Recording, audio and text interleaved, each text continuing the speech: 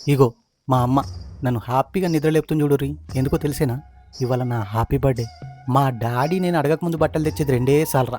ఒకటి దసరాకు, రెండోది ఇయ్యాల. ఇయ్యాల నేనేం కోరుకున్నా అయితదట. అందుకే గుడికోతున్నా. ఇయ్యాల ఉప్మా కాదు, నాకు special tiffin double ka meetha.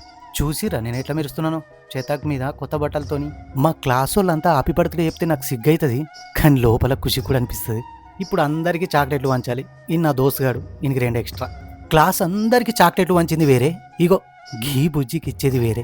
ఎదుగో తెలుసా? ఈయన మా పెదసారు. చాక్లెట్ ఇచ్చిన ప్రతిసారి ఒకటే మాట చెప్తాడు, మంచిగా ఆదుకోరా. ఇవాళ నేను హోంవర్క్ చేసినా చేయకుండా ఇడిచబెడతారు. మా లింగంకాక వచ్చిండు.